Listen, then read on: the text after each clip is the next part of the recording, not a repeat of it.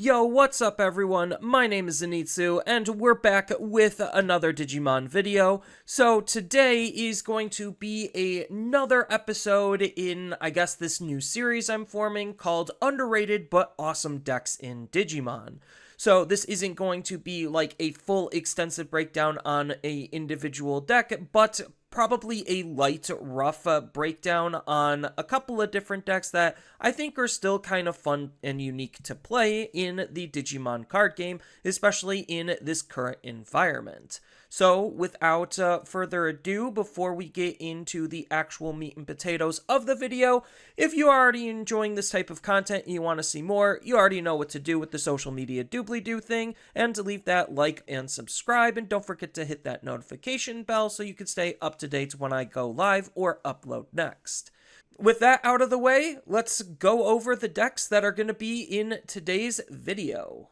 Alright, and the first deck out of 3 on today's docket is going to be what the community has dubbed Green Ranger, but I'm going to call it for what it is, and it's basically a Leopardmon X deck. So Leopardmon X is the key card that's making this deck function the way it is because of its Windage Evolving and main ability. So the more this card sticks around, the more we could reuse this ability over and over again to try to flood the field. And in combination with either Leopardmon underneath or a X antibody option underneath, then we get to reduce the max play cost of the card that we're going to be playing by 7, which is really powerful because we're going to use this card in combination with some additional level 6s to be able to play out extra bigger bodies for free. And we do have a ton of good green aces that we want to utilize. So Puppetmon is going to be one of the better ones, and this allows us to also toolbox what additional removal types that we're going to be running,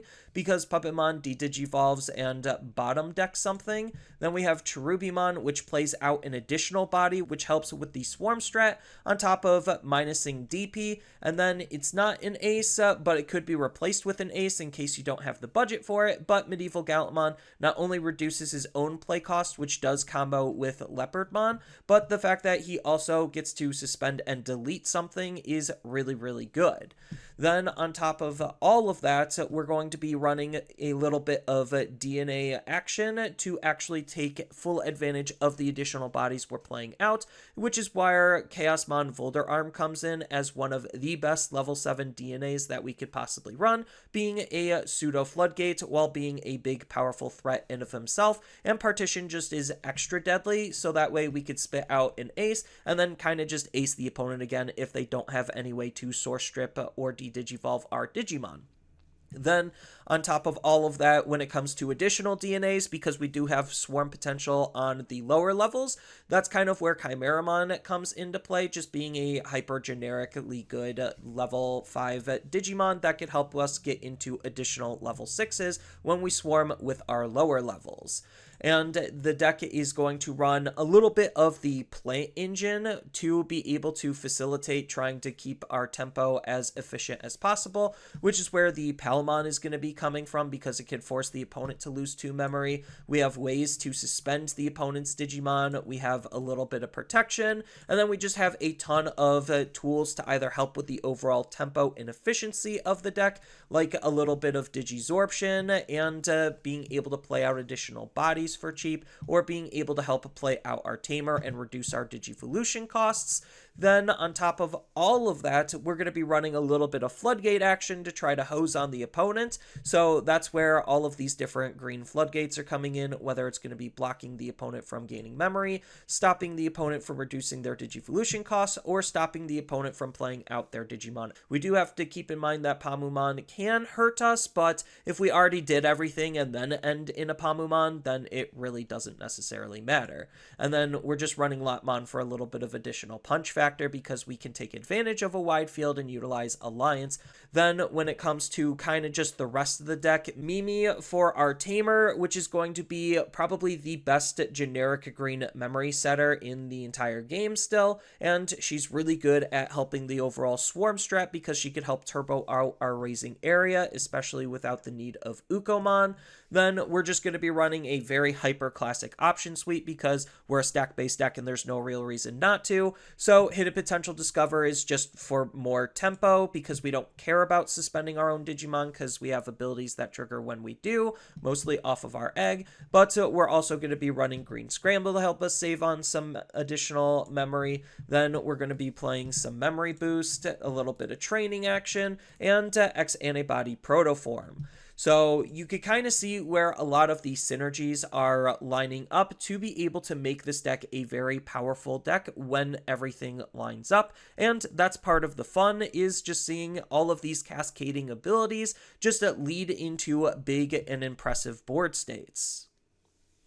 Alright, and the second deck on the docket today is going to be one that's kind of near and dear to my heart, because I am an avid Garurumon enjoyer, and it's still nice to see that Garurumon can do some reasonably powerful things, even with all of the limitations that the deck and archetype has had against it, to be able to compete in the current meta environment. So as far as what the core of the deck is going to be doing, it's actually focused around WereGarurumon Sagittarius mode, because this card has a nice ability where when a tamer with Met is played out on our field, we get a Digivolve into a Garurumon named card for free, which is really powerful because we actually do have a way to play a tamer out for free as well, utilizing the EX1 Garurumon's when attacking ability. So we're going to swing with the Sagittarius mode, use the EX1 to play out one of our two different mat tamers that fit within the parameters of the Garurumon to gain a free evolution. And the first evolution we want to try to prioritize, because we do have a whole bunch of good Garurumons that we could utilize, is going to be the Magna Garurumon promo. So what's making this card so good is, yes, it is a Garurumon card, so it is a legal target, but the big effect that we're looking to gain is the end of attack ability, where we get to place the top card of this Digimon to our security, so we essentially de-digivolve him and recover one, which is really powerful, and then we get to unsuspend this Digimon or a tamer. Most of the time, we're probably going to want to unsuspend the Digimon so we can make some follow-up attacks with, and that allows us to revert back to the Sagittarius mode to then gain an additional Digivolution. So that's pretty good synergy already, and the rest of the deck is just centered around this type of combo, because we do have a toolbox of really good Metal Garurumons, or even just Garurumons in general, that we could take advantage of. We even have a little X Antibody action that we could utilize as well, and we have cards that we could stick underneath WereGarurumon Sagittarius mode to make them more threatening, like the promo WereGarurumon or the WereGarurumon from EX1. Then the rest of it is kind of just Garurumon good stuff, where we're running the X antibodies that we have on the lower stages for both the 4s and the 3s, because the 3s are good searching, while the 4s are good protection.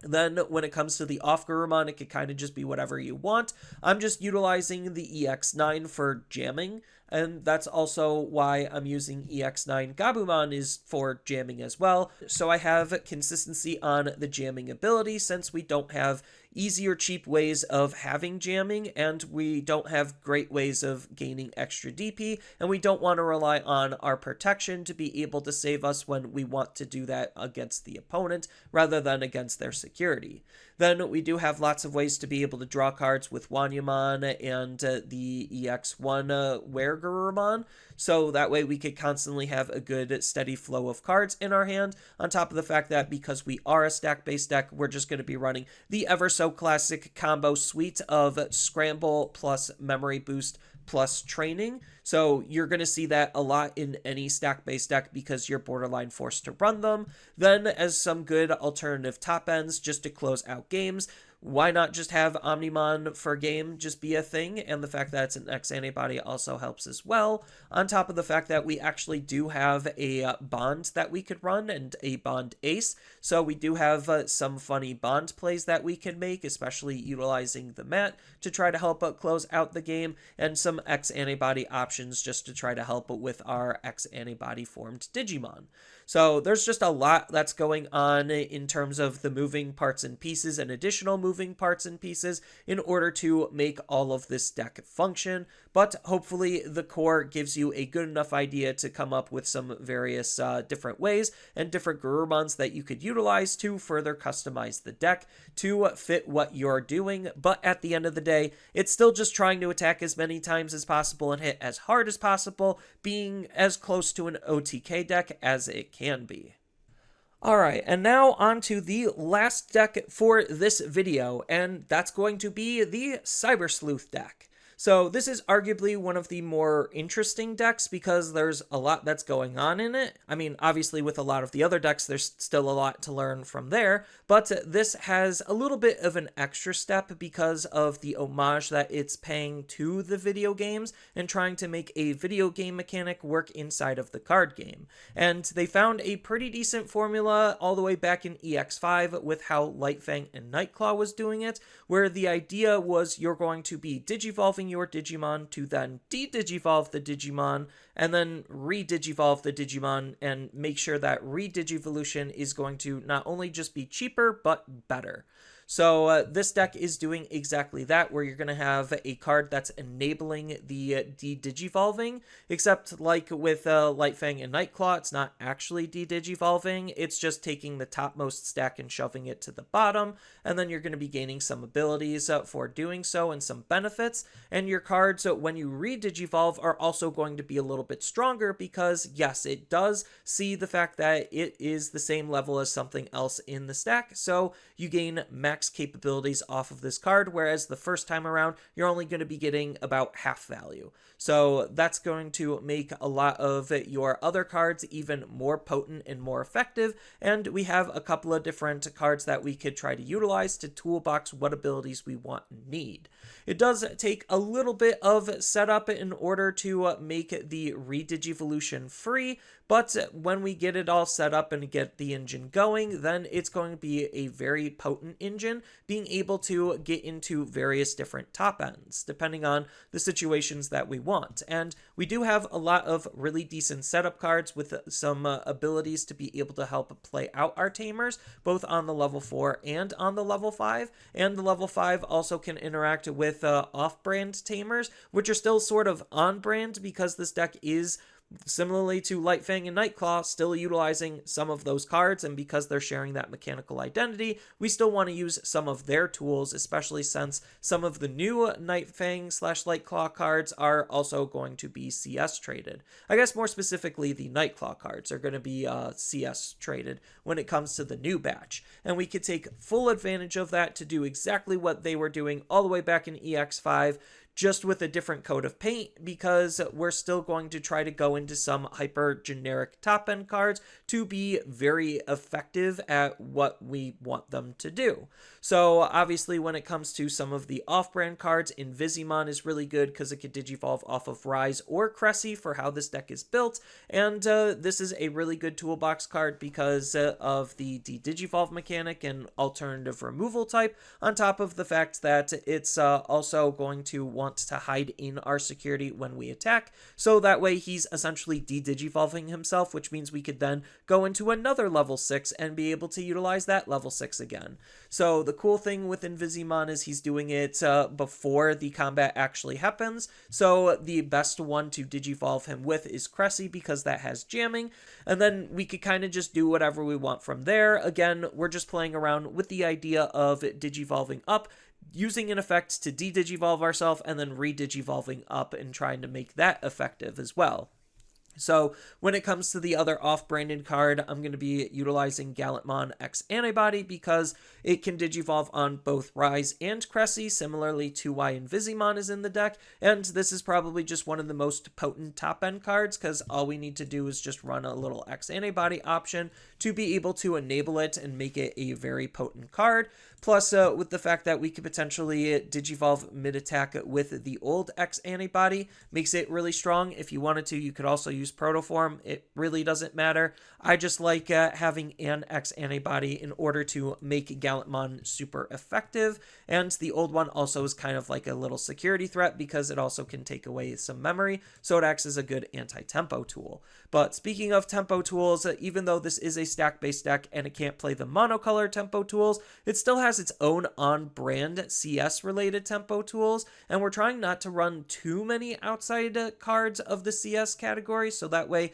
we don't necessarily miss on something. But again, because the deck just has so much additional draw because of the Digivolve, De-Digivolve, Redigivolve cycle, that means we're getting basically double the amount of Digivolutions compared to a normal deck, so that allows us to cycle through our deck faster. So we're not super sorry if we're unable to find these, because we could still find them just through drawing. But we do have an on-brand CS level 6 that also fits within the Nightclaw and Lightfang category, so it's just a good card to work because we could use this card in combination with Ko and Sayo, or we could use it in combination with Amy Aiba. So there's just a lot of really powerful synergies between CS and Nightclaw and Nightfang that we're going to try to take advantage of to make sure that our deck is going to be not only as efficient as possible, but as potent as possible as well. And that's all I really have for this video. Thank you everyone for watching and making it all the way to the end. I hope you enjoyed this type of content, and I hope to see you all in the next video. Later.